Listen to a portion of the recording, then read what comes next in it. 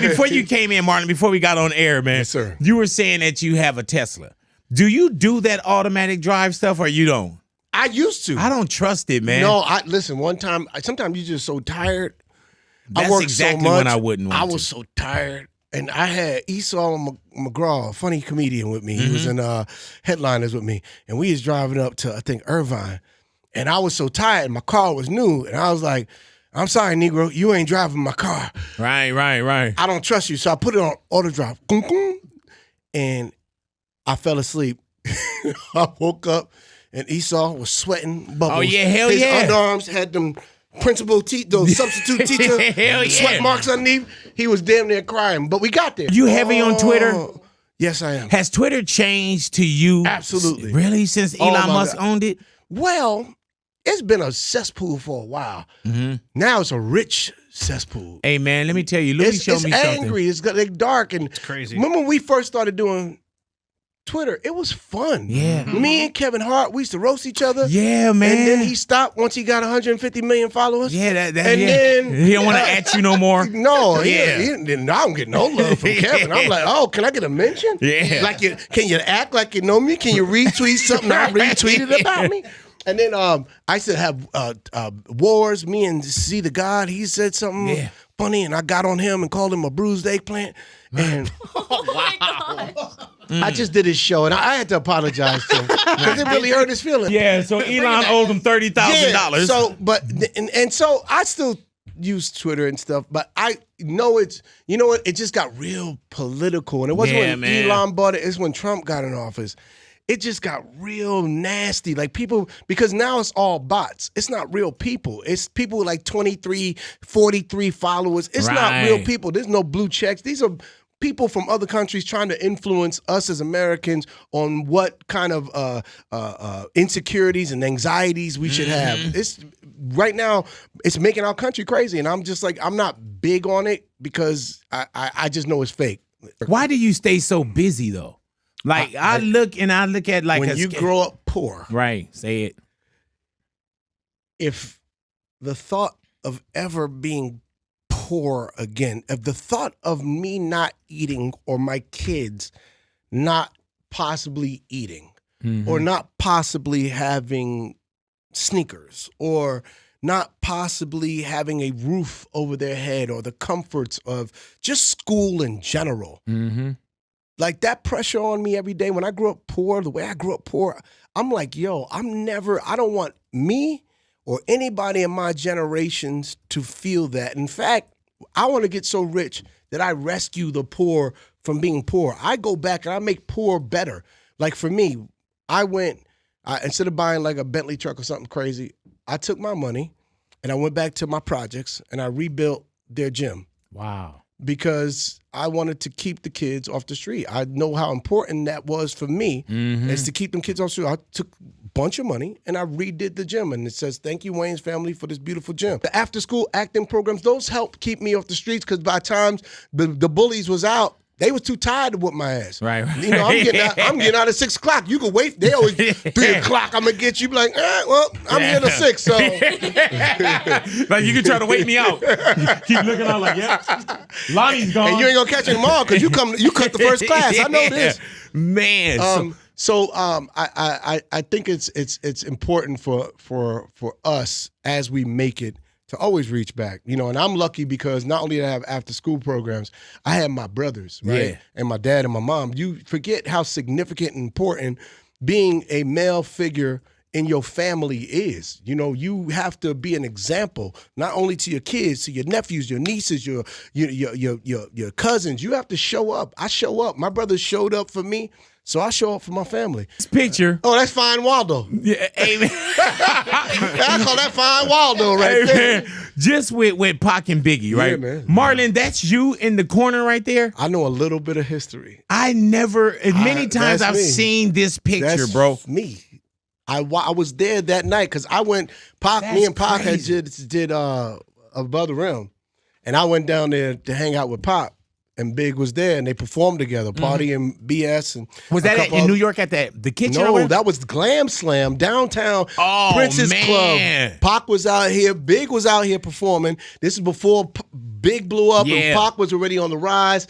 Because, he did Juice and Above the Rim. And so Pac was like a friend of mine because we was cool through Jada and through Omar. So we all shared collective friends. So I went down that night to hang out with them, and they performed. And that's right before they started, a couple of years later, they started beefing. So it was like, what's crazier than that, I saw Biggie 20 minutes before he got shot. You were at Peterson that night? Yeah, I said, I was on the trap on the escalator coming down. He goes, yo, I love what you and your family's doing.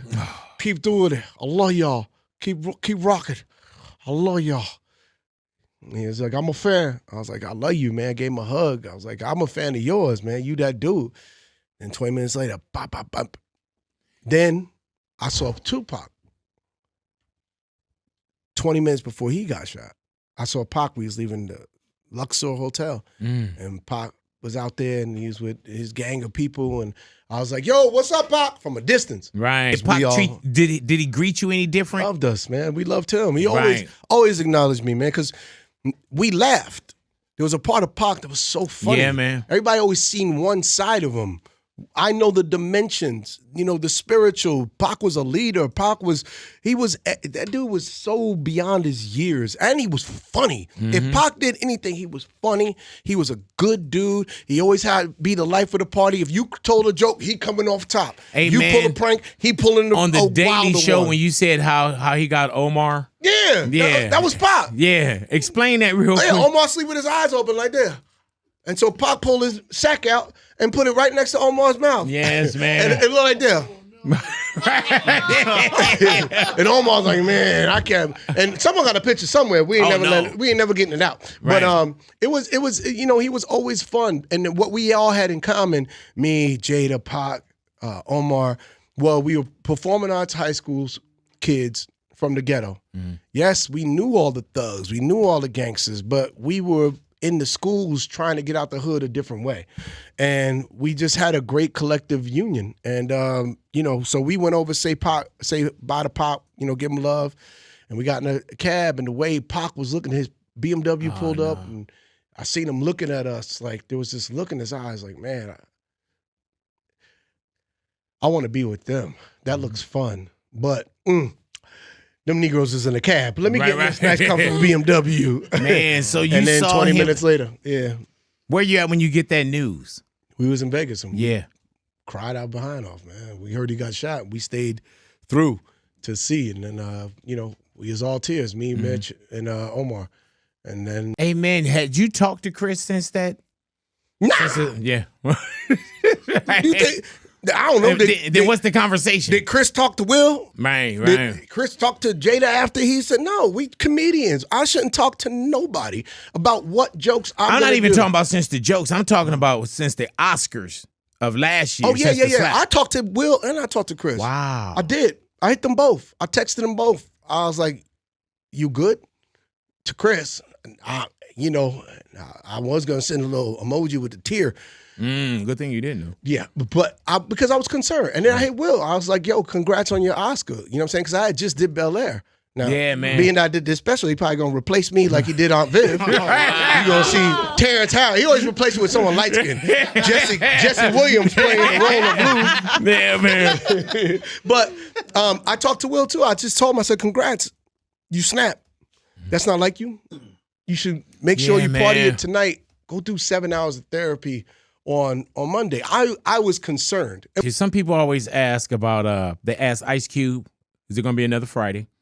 At one point, I asked Ice Cube, is it going to be another Friday? So you know where I'm going. People say, oh, well, Dre when he mentioned detox, people were, oh, is detox coming? That's completely dead. How much do you get white chicks? Oh, I get, it's funny? I don't just get white chicks. I get white chicks too from everybody, other countries. I got people in Brazil. Branquelas. Right. Listen, Hilarious. I go to Brazil, the whole country sings, making my way downtown. They don't speak a lick of English. But the song comes, I should born, then to the sky. It's crazy. I went down to Punta del Este, which is in Uruguay, and on the southern tip of Uruguay. It's like the Hamptons of South America. Cars are stopping. Branquelas. Other cars. White chick, shorty, Scotty movie. I got people asking me to do Don't Be a Menace. I got hits. I got hits. Hey, man. We got classics. My family, man. We never made a movie. We never made a show. We never made a sketch. Say it that. We make classics. You know what a classic is? Something that you can play no matter, it could be 50 years from now. You put it on and you laugh like it's your first time seeing it. That's a classic. But the way we make you laugh as friends. We don't just make you feel bad about yourself and contemplate suicide. Yeah. You know, we tell jokes that the people we making fun of laugh the loudest. You know why they've been trying to cancel us for white chicks for I can't tell you how long? Make us apologize for white chicks. You know who love white chicks the most? White chicks. White chicks. So everybody shut the hell up. We told, don't get mad because we know how to tell the jokes. We are equal opportunity offenders. People don't do it like we do it. So for me, it's about building and growing our great big brand. And for me, I want to be biggest star in the world, biggest comedian star in the world. And if I wind up being top 5, I'll take that wherever God takes me. But once again, Brea Improv Marlon is out there the entire weekend from now to Sunday. Make sure y'all grab y'all tickets, man, at www.improv.com/Brea. Grab your tickets if you can. Extremely funny, man. Thank you once again for being in the neighborhood. And I'm going to